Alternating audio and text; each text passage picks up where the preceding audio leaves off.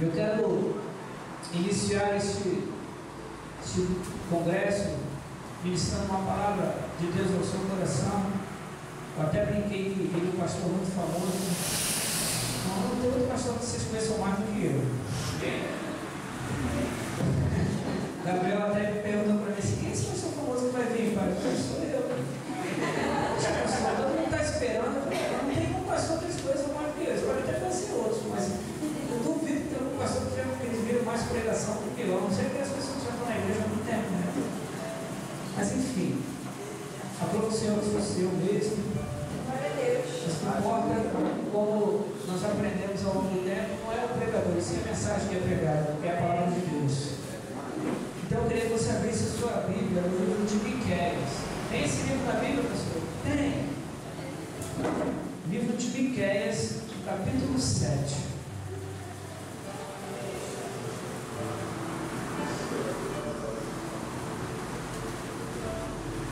Talvez hoje demore um pouquinho mais a abrir, não sei que seja no celular, né? Miqueias capítulo 7, se não me engano é o último, né? Ah, estou enganado. Amém? O versículo 6 diz assim: pois chegou o dia em que o filho despreza o pai, a filha se levanta contra a mãe, a nora se insurge contra a sogra, e os grandes inimigos do homem são os seus próprios familiares. Agora, querido, avança aí 700 anos na sua Bíblia, vai até o livro de Mateus, capítulo 10. Avança aí 700 anos aproximadamente na sua Bíblia. Vai até o livro de Mateus, no capítulo 10, no versículo 36. Agora é o Senhor Jesus falando. Olha o que ele diz: assim, os inimigos do homem serão os da sua própria família. Amém?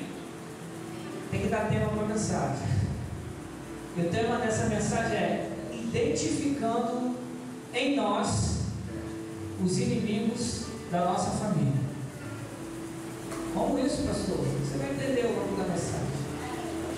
Não é identificando os inimigos que estão ao redor, identificando em nós os inimigos da nossa família. É notório que hoje em dia, como foi na época de Miqueias, aproximadamente 700 anos antes de Cristo, como foi no tempo de Cristo, e como está sendo hoje, talvez uma proporção extremamente maior, 2000 anos, 2018 anos depois de Cristo, um tempo de crise nas famílias, um tempo de degradação da instituição família. Como eu te falei, 700 anos antes de Cristo, um profeta, um homem de Deus, usado pelo Senhor, chamado Miqueias, que era um profeta extremamente influente na sua época. Ele profetizava em Judá e Israel como Isaías, nos tempos do rei Acais. E ele, através da mensagem de Deus que ele pregava, ele levou Judá ao arrependimento. E ele pregava em cima da corrupção moral da sociedade na época. Olha como é atual a Bíblia. 700 anos antes de Cristo, a sociedade estava numa corrupção moral. Depois Jesus identifica isso na mesma sociedade. E hoje em dia estamos vivendo isso, como eu falei, numa proporção extremamente maior. Essa palavra de Miqueias foi tão importante, tão atual, tão contundente, que Jesus menciona essa palavra 700 anos depois, como nós lemos em Mateus 10, 36. Os inimigos do homem são da sua própria família. Quando nós lemos isso aqui, nós talvez questionemos: como Jesus diz um negócio dele? Mas é verdade, infelizmente. Ele estava profetizando para os nossos dias. Ah, pastor, mas profetizar não é só vendo. Profecia também é uma prevendo o que vai acontecer lá na frente. Quando se dá uma profecia, é também uma previsão do que vai acontecer.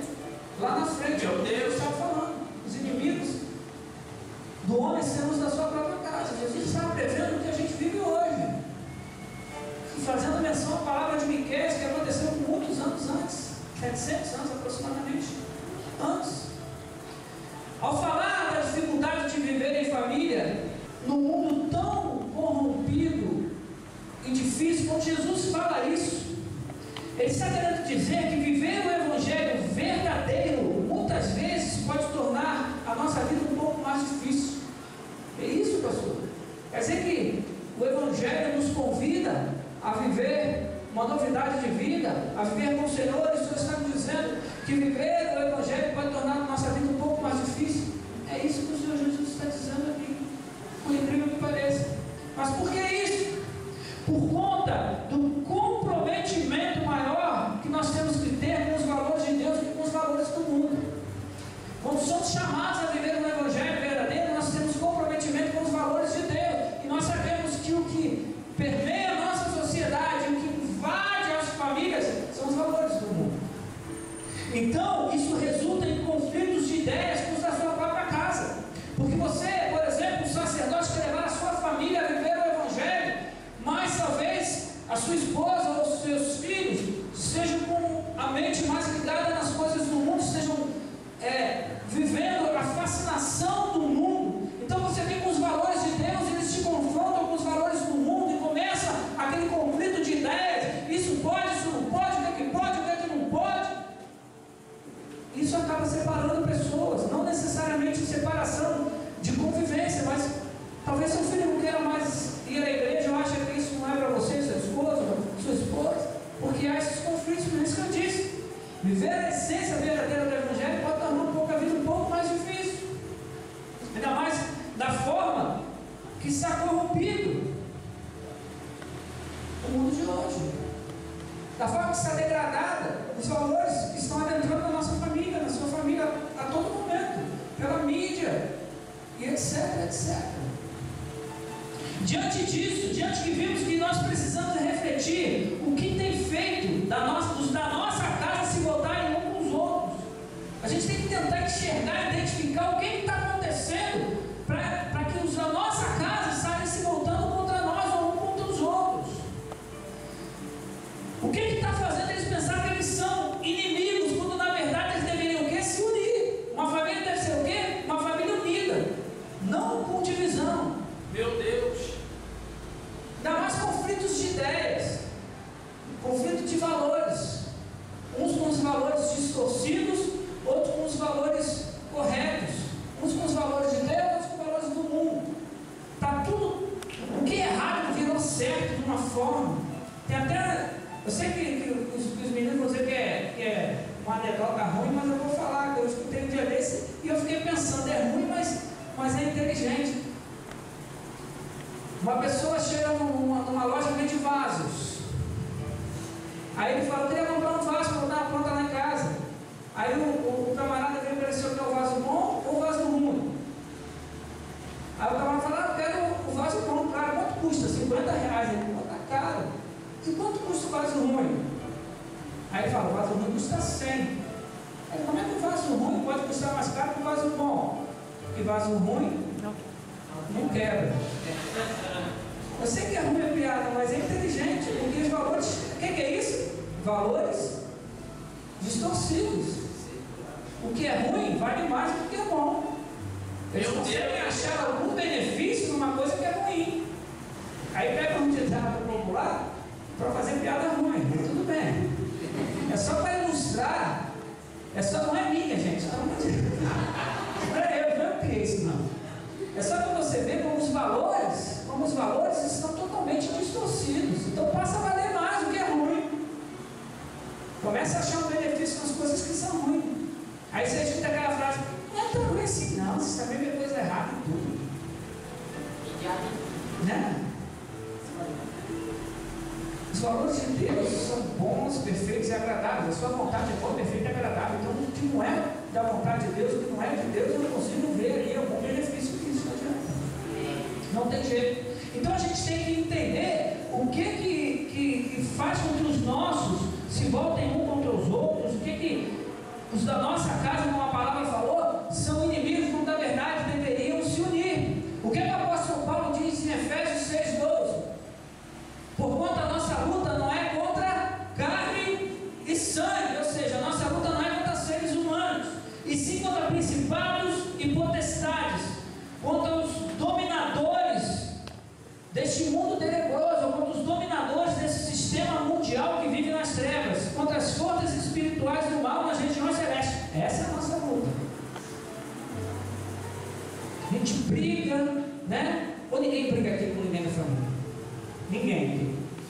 Só eu?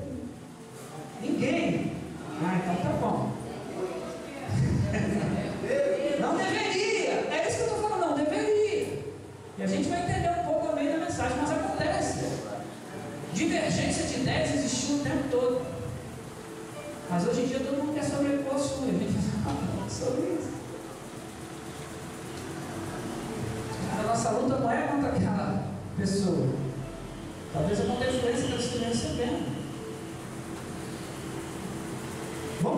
Vamos refletir então a respeito de valores distorcidos que estão sendo verdadeiramente inimigos da nossa família.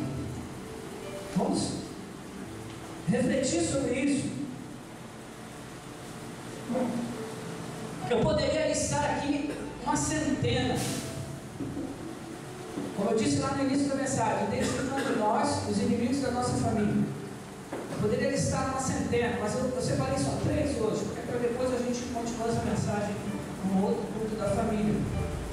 Eu separei 3 que são extremamente importantes também. E que nós temos que examinar para ver se isso não está em nós e está prejudicando a nossa família. Ou então vai prejudicar a nossa futura família. Primeiro inimigo da nossa família que eu tenho que identificar se esse valor está em mim. Mateus 6, 21.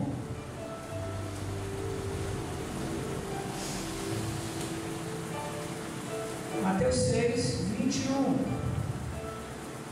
E diz assim: porque onde estiver o teu tesouro, ali também estará o teu coração. O primeiro inimigo da nossa família chama-se materialismo. Eu preciso enxergar se isso está em mim. Muitos de nós, eu não me canso de dizer isso, somos enganados por uma falsa prosperidade que é pregada aí fora. Então a gente começa a achar que nós precisamos ter para ser feliz. Eu não estou pregando aqui contra você adquirir coisas, eu também adquiro, eu também gosto de coisas boas. Mas não é isso que faz com que a minha vida seja mais ou menos feliz. Não é isso que vai fazer com que a minha família seja mais ou menos unida. Não é isso que vai fazer com que a minha família seja mais ou menos estruturada. Aí é que está a diferença. Aí é que está o segredo. Não é isso que vai determinar se a minha família, o bem-estar da minha família. Não é uma cama de 15 mil reais que balança, que vai fazer com que eu sinta mais confortável do que a minha que está lá. O que importa é que eu estou deitado na minha caminha, que é minha, na minha casa, lá da minha esposa que eu amo. Está entendendo a diferença? Eu me sentar numa cama de 15 mil que cabe 5 pessoas, eu estou lá sozinho, porque eu não consigo me relacionar com ninguém. Não é isso que determina o bem-estar da minha família, não é o que eu adquiro. Há tantos exemplos maravilhosos de pessoas que construíram as coisas junto, devagarzinho. Eu não tenho muita coisa não, mas tudo que eu tenho construído com a Amanda. Nós construímos juntos, devagarzinho. Estamos construindo ainda, mas um dia desse nós chegamos à conclusão que a gente já tem até demais. Eu não tenho quase nada. Tá bom, já estou descendo a montanha russa. Né? Já cheguei no topo, já cheguei lá em cima. Eu falei que eu vou viver 100 anos, né? Já estou na metade. Então tá bom. É só continuar aí vivendo junto, família, não embora. A gente construiu tudo junto, né? Tudo teve muito valor, a nossa união, nosso companheirismo, nossas divergências, assim, mas nosso companheirismo, nós fomos construindo, né? Nós fomos adquirindo, nós fomos conquistando, achando uma palavra melhor, tanta coisa, que não é muito. Aos olhos dos outros pode parecer nada, mas para a gente tem tanto valor, e foi tudo bem junto. Nada, quando nós nos casamos, eu não tinha nada também. Então nós conquistamos juntos. Agora nós temos uma geração hoje que é tudo pronto, se não tiver. Não dá. E tudo do melhor. Se não for assim, eu não quero. Deus estava comentando. Tem jovens que chegam no seu. A gente lanchava, né? Não vou falar o nome que a gente chama delas, não. não. No dogão. Vai ficar legal no dogão da esquina. Né? Porque é o que dá. Os jovens, há um tempo atrás, queriam ir no McDonald's só. Se não fosse, então não quero. Né? Hoje não quer mais o McDonald's, quer hambúrguer artesanal. Estou errado? Senão não quer. Aí você faz um esforço para agradar teu filho e fala, não, vamos no McDonald's, eu tenho um time do trabalho, eu guardei aí, entendeu? Para a gente lanchar no final de semana, é que a gente vai no McDonald's, não quero não, quero hambúrguer artesanal. Aí você vai lá, chega lá, 50 pratas no combo. Você olha, pô, filho, não dá. Então não quero, dá vontade de falar, então não quero mesmo, vamos para casa. Vou ficar com fome? Vai. Porque essa geração já quer começar do topo. Não quer caminhar, não quer subir a montanha. Acha que os pais têm que subir para ele. Pai, nós temos que dar encarrega. A mídia influencia, você tem que ter, e eles entram nessa. E eu quero falar agora para vocês, as pessoas da minha geração, um pouco mais velhas do que alguns aqui, estão contaminadas por esse materialismo, porque eu vivi numa época que era tudo muito difícil, eu vivi numa época que a inflação era diária. Você tem ideia disso?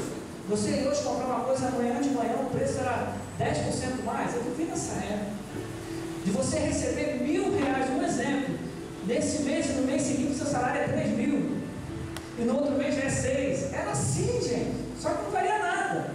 Eu vivi nessa época, todo mundo conseguia comprar nada porque ninguém fazia nada com prestação. Como é que você vai fazer algo com prestação se a inflação era de 80% ao mês? Eu peguei essa época. É a época que eu comecei a trabalhar. Eu queria comprar as coisas para mim e não podia. Porque era uma inflação diária. Era uma loucura. Era tudo muito difícil. Era tudo muito difícil. Então, muitos de nós entramos na nossa família, começamos a constituir essa nossa família com uma frase que é: eu vou dar ao meu filho tudo aquilo que eu não tive. Não é? Tudo. Você começa a lançar no seu filho o suprimento das frustrações que você teve. Então você não teve uma bicicleta, você vai dar essa bicicleta para ele, a melhor de todas, sem poder. E teu filho nem quer uma bicicleta, mas ele tem que ter. Você não teve uma festa de 15 anos, então sua filha vai ter que ter uma festa de 15 anos. Você vai gastar R$100.000. Tem festa de R$100.000? Sim. Meu irmão trabalha com isso, é daí para cima. É que a gente não tem noção. Não, você tem que ter uma festa, porque eu não tive, então eu vou dar a você. E você compra. Um dia desse nós estávamos fazendo um programa na televisão que a gente vê sobre casa. E a moça lá nos Estados Unidos tinha 3 filhos. E o camarada chegou para ajudar a reformar a casa dela. E a casa dela não tinha espaço. Por quê? Porque ela tinha, tipo assim, 6 bicicletas. E ele perguntou para o esposo: essas crianças brincam com esses brinquedos? Não. Por que eles têm? Porque ela disse que quando ela tivesse filhas, ela ia comprar tudo que ela não pôde ter para as filhas. Só que as filhas, na verdade, nem queriam. Brincavam no jardim da casa, juntos. Então, acaba acontecendo isso. Vamos dar o que eu não pude ter. Eu me frustrei, ele não vai ser frustrado. E às vezes a gente esquece que talvez você não tenha tido na sua educação, na sua formação, ensinamentos de Deus, sabedoria. Isso você não se lembra que você não teve e você quer dar para o seu filho, né? Valores. Eu não tive, não fui criado com valores. Então quando você fala, meu filho vai ter tudo aquilo que eu não tive, você tem que lembrar que você tem que ensinar ele valores, porque você não teve. Meu filho, eu não fui criado com os conceitos certos, então eu não tive isso, meu filho vai ter que ter. Eu não fui criado com Jesus, eu não tive Jesus na minha vida, então meu filho eu vou dar isso a ele, vou dar o benefício de seguir a palavra do Senhor. Isso a gente não lembra, quem tem esse materialismo arraigado que quer dar tudo. Aí enche a criança de luxo, de mimo. Não é errado fazer isso, mas deixa eu falar um negócio. O teu filho precisa de você. Seu filho precisa do pai e da mãe. Isso que ele precisa. Guarde uma coisa, você que já tem filho, e guarde uma coisa, você que vai ter. Coisas não substituem pessoas. Não adianta. Você encher encher o teu filho de brinquedo, não tem um minuto para brincar com ele. Não adianta você encher o seu filho de carrinho, o homem, e sentar no sofá, no tapete dele para brincar com ele de carrinho. Não adianta. Você já viu que muitas vezes, quando vão entrevistar as pessoas que estão encarceradas, né?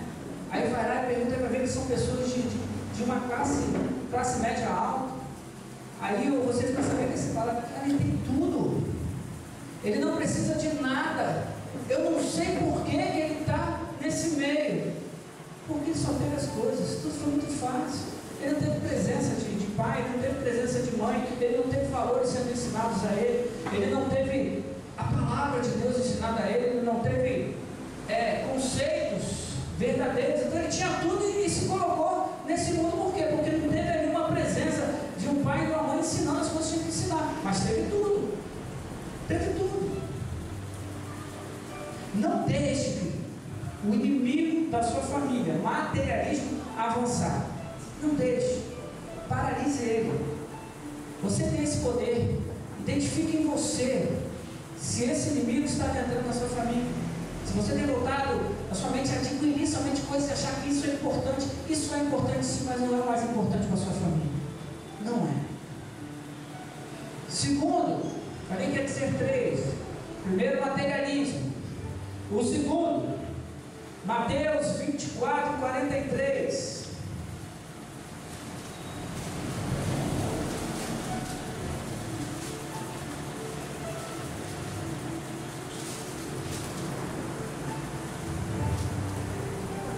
Mateus 24. Contudo, entender isso.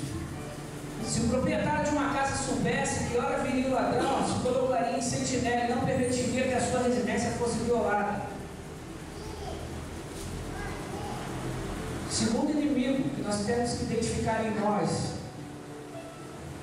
que pode acabar com a nossa família, chama-se ativismo. O que ativismo tem a ver com essa palavra? É porque às vezes a gente tem tendência a achar que a gente sabe a hora certa de tudo. Agora eu posso deixar isso para depois. É que nem que se o dono da casa soubesse a hora que o ladrão viria, ele ficava lá, mas ele não sabe. A gente não sabe verdadeiramente o que é a hora certa e a hora errada. E a gente acha que sabe, a gente tenta administrar isso.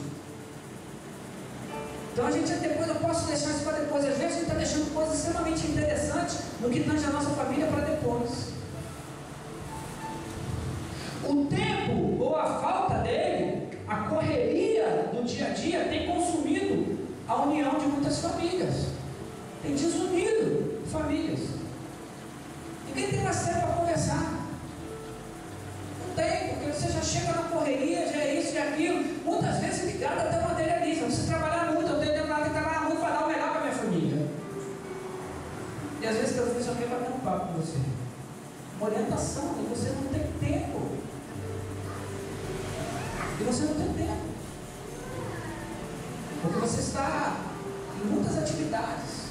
Então as famílias não têm mais tempo para conversar. Todo mundo faz tudo ao mesmo tempo, já reparou? Você conversa, fala no WhatsApp, vê o que deixaram para você, se tem uma mensagem nova no Twitter, se no Facebook chegou uma mensagem, curtir a foto de não sei quem, o Instagram está bombando, vendo televisão, tudo ao mesmo tempo e ninguém faz nada. É um monte de atividade para te ocupar e você não faz bem nenhuma delas. Ou melhor dizendo, a que você deveria fazer melhor, você não faz, porque você tem que ficar ligado em todas as coisas. Agora você ainda está jogando também. Todo mundo faz tudo ao mesmo tempo. É muita atividade. Está todo mundo junto numa sala, mas está todo mundo separado. Porque um está ligado aqui, o outro está ligado lá, um está vendo televisão, o outro está falando no WhatsApp, o outro está vendo a mensagem no Facebook. Está todo mundo envolvido em um monte de atividade e ninguém está junto. Isso quando se reúnem, porque hoje em dia as famílias não se reúnem mais como se reuniam antigamente. Todo mundo tem um compromisso. Estou errado? Estou errado, você fala. Eu tiro pela minha família. Todo aniversário, dia dos pais, dia da mãe, Natal, todo mundo se reunia na casa da minha mãe, todos os irmãos. Hoje em dia,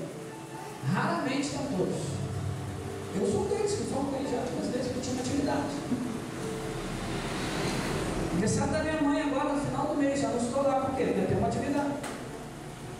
Ano passado não fui, que tinha a mesma atividade. Está entendendo? A gente se envolve. E todas elas a gente tem argumento para dizer, mas é algo muito importante, é a sua família. Não. E reunir-se em família não é importante? Ou é menos importante? Antigamente era extremamente importante para sentar na mesa, a Bíblia diz isso. Como é importante o pai de família estar com sua família reunida na mesa. Qual foi a última vez que você esteve reunido com toda a sua família à mesa? A última vez? Você lembra? Todo mundo sentadinho, almoçando ou jantando. Fora isso, não está na sala vendo televisão, não consigo mais almoçar ou comer sem ver a TV. Ou está almoçando, está falando no lugar. E se reúne mais. É muita atividade. O tema do nosso congresso é revido o tempo porque os dias são maus. Meu Deus! Na Bíblia, King James é aproveitando todas as oportunidades. Quando a gente se percebe as coisas, as grandes oportunidades ficaram para trás e aí não tem mais jeito. Aí não tem mais jeito. É aquele adeus que eu deixei de dar, é aquele abraço que eu deixei de dar. Nós estamos querendo levar essa mensagem para um lado mais emocional, mas é verdade. Talvez você lembre aí agora, quando eu falava que eu deixei de dar um abraço naquela pessoa, porque eu estava cheio, eu estava ocupado com uma coisa mais importante. Colossenses 4, versículo 5, projeta para mim, filho, fica mais rápido. Andar em sabedoria para que estão de fora, usando bem o quê? Cada oportunidade. O apóstolo Paulo está falando, anda em sabedoria para que estão de fora. Ele está dizendo porque tem muita gente às vezes de fora que tira o teu tempo e você perde oportunidades raríssimas. Às vezes a gente vê no meio da nossa família algumas atitudes que a gente não entende. Já reparou isso? Não estou entendendo nada que ele está fazendo. Na verdade, é que a gente não conhece bem, muitas vezes, aquela pessoa, porque a gente não tem tempo para observar que a pessoa, que o teu filho mudou, que a tua esposa ficou amarga, teu esposo ficou triste, teu filho amadureceu e está indo para um lado que não é muito legal. O ativismo faz com que gastemos tempo fazendo coisas e não vivenciando momentos com as pessoas que amamos.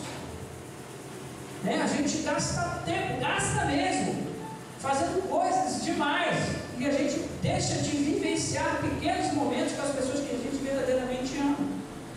Nós perdemos um tempo precioso com coisas sem valor. O tempo tem muito valor, o tempo é precioso. Verdade, Deus. Nós perdemos com coisas sem valor, sem valor nenhum. É como se estivesse pagando uma alta continha em ouro por uma coisa que na verdade não custa nada. Meu Deus! Não deixe que o inimigo da sua família, o ativismo, avance. Você pode tomar uma atitude.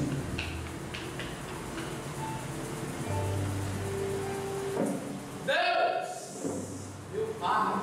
Falamos de materialismo, falamos de ativismo.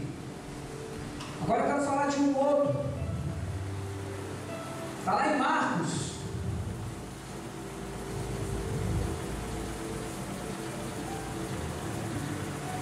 Já digo a você assim que eu achar Marcos aqui. Achei. Marcos 3, versículo 25.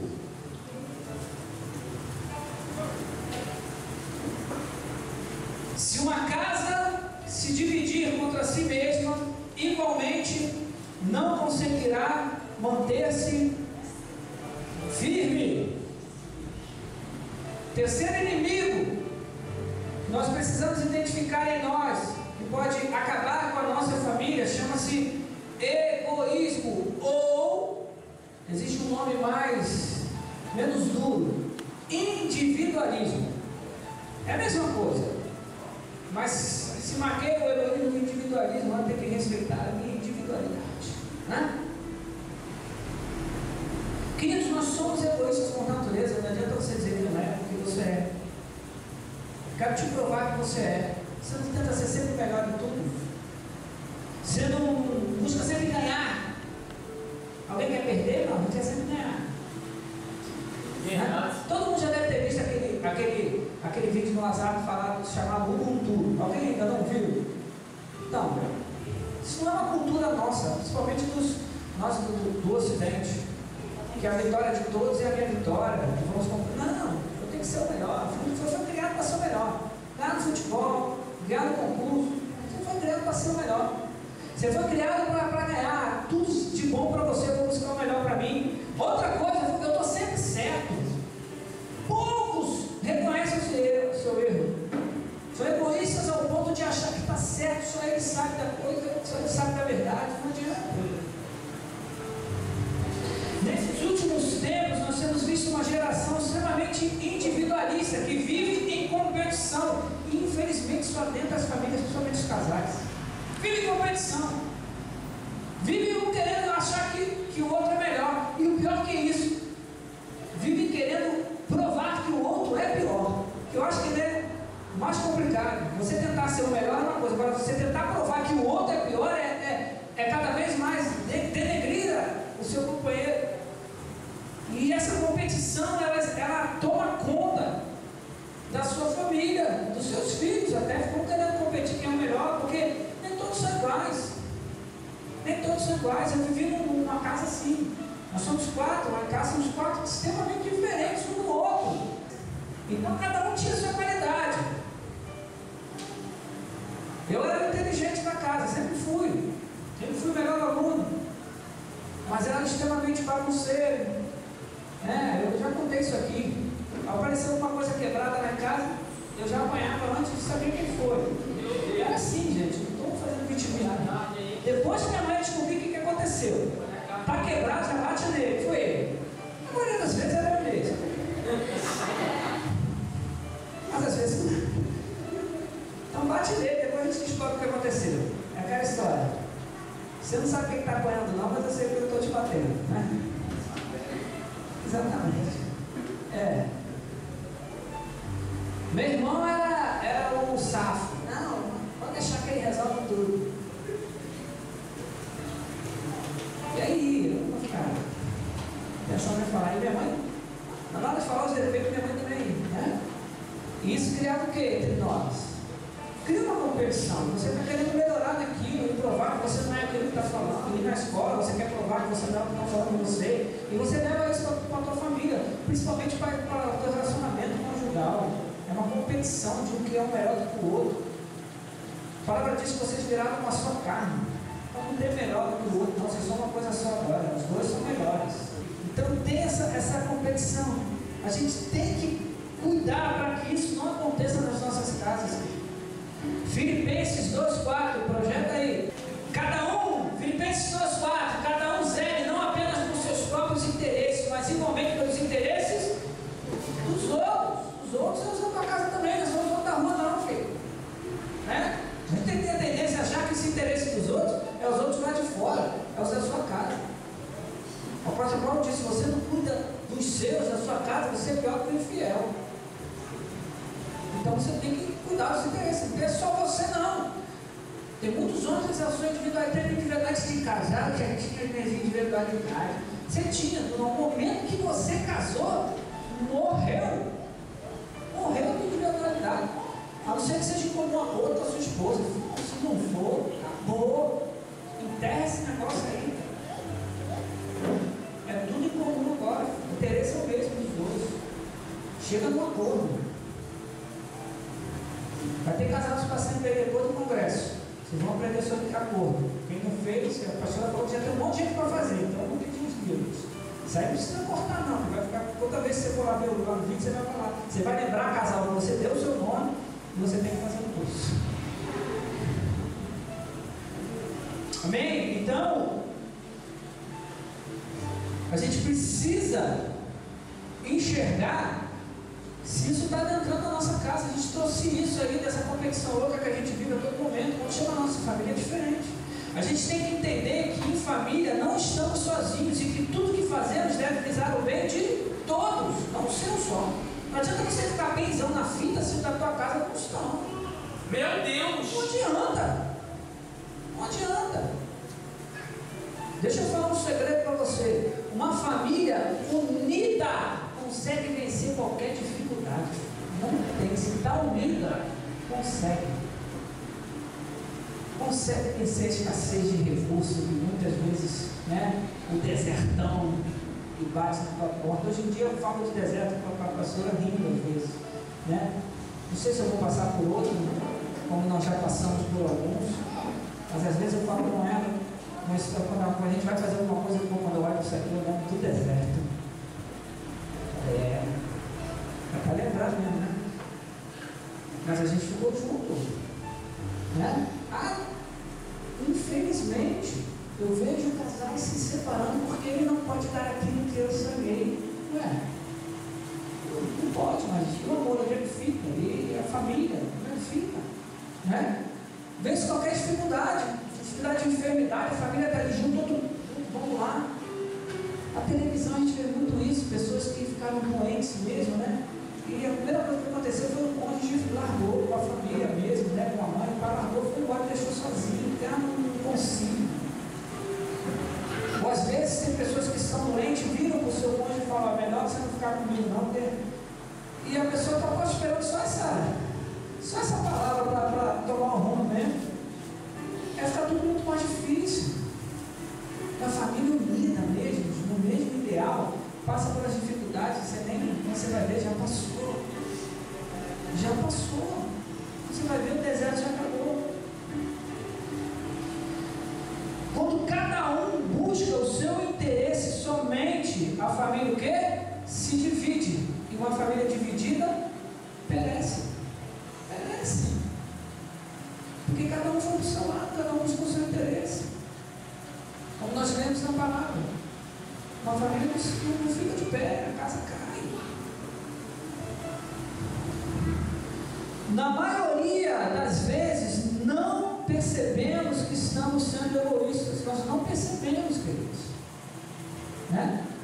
Essa individualidade, esse individualismo, melhor dizendo, porque a individualidade é uma coisa do ser humano, mas o individualismo não. A atitude de ser individualista, de achar que tudo, né, é para você, isso, quando eu caracterizei, isso é uma forma de egoísmo. Às vezes a gente acha que a gente não é. Mas faz uma análise aí de você, umas coisas que você acha que você tem que fazer, ou tem que ter, ou tem que ser do seu jeito. É egoísmo, é individualismo. Isso afasta, é aquela coisinha que vai, sabe? Você chega diante de uma montanha e pega um martelinho pequenininho, com uma talhadeira pequenininha, e começa a bater ali. Você vai demorar um tempão para quebrar a montanha, não vai? Mas um dia quebra. As pedras aí que o mar bate, né? Com o tempo, o que acontece? Você vai ver ali buracos, né? Nas rochas, a água vai batendo ali com o dia, quebra. Aí a família quebra. Você não consegue, não fiz nada, fez. Você não fez nada realmente pela sua família, você fez por você o tempo todo. Tudo foi visando você, tudo foi o que você achava, tudo o que você queria. Dentro da família, todo mundo tem o seu papel. Então faça. Todo mundo tem o seu papel. E que papel é esse? Alguns, a gente ficaria aqui determinando, deixa os casais, a gente vai falar isso no Casados para Sempre. Mas aí você determina aí, na sua casa, cada um tem seu papel, vamos fazer. Querido, não deixe que o inimigo da sua família, chamado egoísmo ou individualismo, avance. Você pode identificar isso em você e cortar de uma vez por toda para que a sua família não fique dividida e pereça. Lembra que eu falei? Eu poderia ficar listando aqui umas centenas, mas eu escolhi para essa noite 3. Você pode falar comigo, você lembra? Está prestando atenção? Vamos lá. Qual foi o primeiro? Materialismo. Qual foi o segundo? Qual foi o terceiro? Egoísmo ou individualismo. São 3. Nós temos que identificar em nós, porque são inimigos da nossa família. vai se atrapalhar só você, não, vai atrapalhar a tua família toda. Mas eu tenho uma novidade. Existe alguém que traz reconciliação para as famílias. O nome dele é Jesus. O que é reconciliação? Às vezes reconciliação a gente acha que é só fazer as pazes quando está brigado. Não. Reconciliação é restabelecimento das boas relações. Olha que interessante. Jesus veio para reconciliar o homem com Deus, não é isso? Não foi isso que Jesus veio fazer na terra? Aleluia. Reconciliar o homem com Deus. Reconciliar é restabelecer as boas relações. Que essas coisinhas, esses inimigos que a gente não identifica em nós atrapalham. Os inimigos que entram na nossa família, que a gente não identifica ou que a gente acha que não tem nada a ver, que não tem problema, eles atrapalham as boas relações. Aí você não entende porque não tem um bom relacionamento com você e da sua família. Jesus vem para reconciliar isso. Restabelecer as boas relações. Ele nos ensina e nos admoesta acerca de nos tornarmos pessoas melhores e vivermos em paz, principalmente com os nossos familiares. Qual o mandamento do Senhor? Amar a Deus e ao próximo. Quem é que está mais próximo de você? É a sua família. Será que a gente pode falar assim? Ama teu próximo como a ti mesmo. Então o egoísmo já está de fora. O individualismo morre aí nessa palavra. Ama teu próximo como a ti mesmo. Estes que nós citamos e outros inimigos adentram e se estabelecem em nossos lares, porque nós não conhecemos ou não vivemos o plano de Deus para a nossa família. A gente não conhece muitas vezes, a gente até vai à igreja, gosta de Jesus, mas a gente não entende o plano de Deus para as famílias. Então essas coisas vão adentrando, vão se instalando e vão ficando e vão destruindo, deteriorando. Cabe a você prestar atenção se os valores distorcidos, se os valores invertidos do mundo estão adentrando e se estabelecendo na sua casa. Você que tem que prestar atenção nisso, principalmente você que já tem entendimento. Queridos, somente os homens, os sacerdotes que estão reunidos aqui, aqueles que vão ser, a tua casa é o teu reino, querido. Você é o rei da tua casa. Não o rei para ser servido, mas o rei para administrar a sua casa. O rei, ele sabe exatamente onde ele tem que botar o exército para lutar, quais são os pontos fracos, não é assim? O meu reino tem ponto fraco aqui, então ali eu vou destinar uma parcela maior do meu exército. Aqui o ponto aqui está mais tranquilo, então nós vamos só administrar. Aqui tem um banco aberto, aqui tem uma área vulnerável. E a esposa junto ali também. A esposa, nós aprendemos que a mulher é o farol, né? Ela que, e o radar, ela que identifica. Às vezes o ataque do inimigo a gente não está vendo, e a gente só vai lá e batalha. Então, a tua casa, a tua família é o teu reino. Você tem que lutar por ela, não deixar as coisas acontecer. Fazer o quê? Fazer o quê? Seja um atalaia. Fique lá na torre de vigia o tempo todo. Vigia a tua família, da mesma forma que você vigia os seus interesses. Seja o primeiro. Você agora é para todo mundo essa palavra.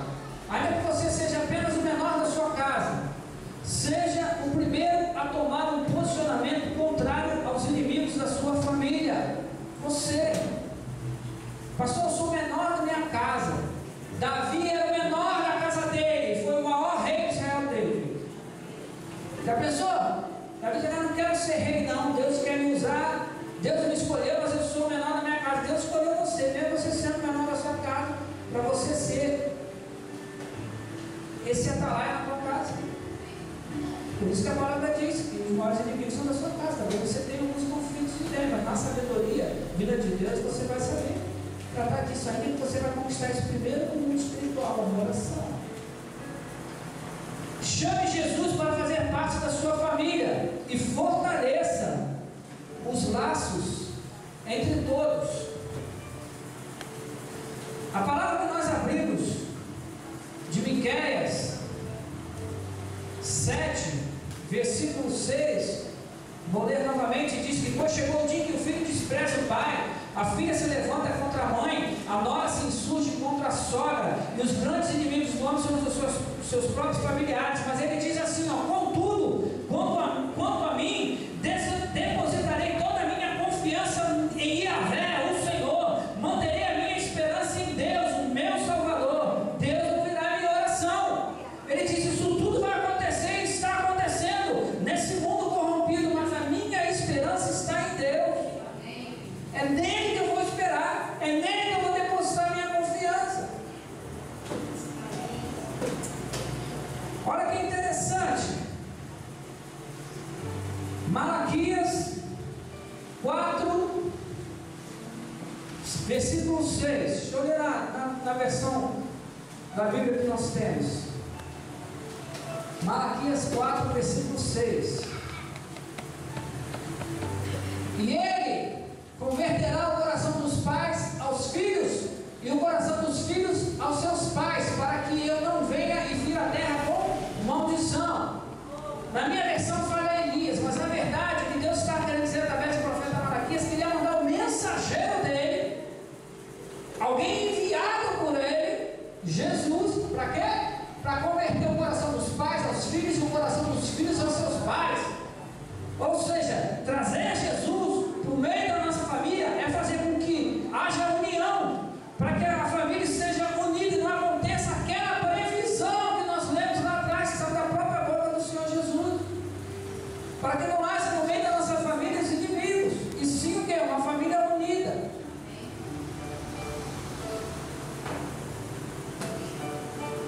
Então, queridos, para a gente terminar essa ministração no dia de hoje, primeiro, para te lembrar, nunca permita que o materialismo te faça priorizar mais coisas do que pessoas. Não permita isso. É importante ter coisas, mas as pessoas são muito mais importantes do que pessoas. Muito mais. Não adianta você encher teu filho de coisas e você não vai ver o lado dele. Você compra um jogo para ele, toma aí, todos os jogos, ele vai jogar com quem? Ele vai buscar lá fora a atenção que ele não tem em casa, e aí? Quem vai dar atenção para ele? Não perca tempo com qualquer coisa que te leve ao ativismo e que faça você não ter tempo para viver momentos com a sua família, correndo o risco de se tornar um desconhecido. Estamos vendo um filme no sábado, fala sobre os bombeiros que apagam aqueles fogos que tem em floresta nos Estados Unidos, né? Interessante que é um emprego assim que te chama no meio do nada. Tem uma temporada de verão que tem incêndio nas florestas toda hora. Então os bombeiros chamados hot shots, eles estão lá achando que vão ficar com a família, e de repente são chamados e fica quase 5 dias agora. E teve um deles que tinha acabado de ser pai, e já tinha um problema porque ele era pai, mas já estava separado da esposa, e conheceu a filha dele, que legal, e ele aceitou esse emprego, até por outras circunstâncias, que não vou ficar contando o filme aqui. Mas o que foi interessante foi que, em certo momento, ele voltou para ver a filha dele, porque ele ficou saindo direto, porque estava temporada de verão muito forte, então estava tendo incêndio toda hora. E a filha dele era muito novinha. E quando ele voltou para pegar a filha só chorava. A filha olhava para ele e berrava. Aí ele falou: a minha filha não me conhece mais. Aí a esposa falou: e você não tem tempo para ver ela. Ao ponto de ele chegar, chamou ele, era que estava mais se destacando na equipe, chamou o chefe e falou assim: eu não quero mais ficar nisso aqui, porque a minha filha não me conhece mais. Isso é uma realidade. Porque a gente acha que nunca dá bom, que a gente precisa ver sempre mais, para dar sempre melhor. E a gente, quando vai ver, a gente é um desconhecido, trabalha de domingo a domingo, principalmente os autônomos. Se você não vigiar, meu filho, se você não vigiar, como você vai ver, você está trabalhando.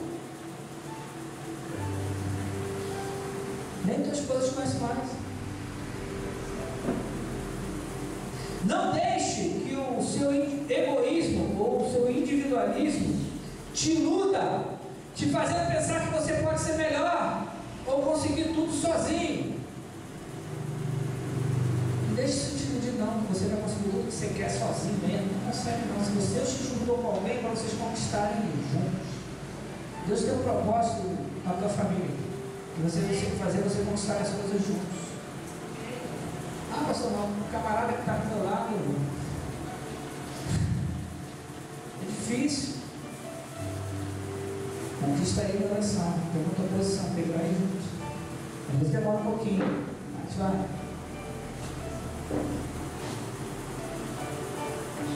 Lute para que você se torne um canal de bênção, um agente de transformação da sua família. Luta você, se preocupa com a pessoa, não, luta você para ser esse canal de bênção.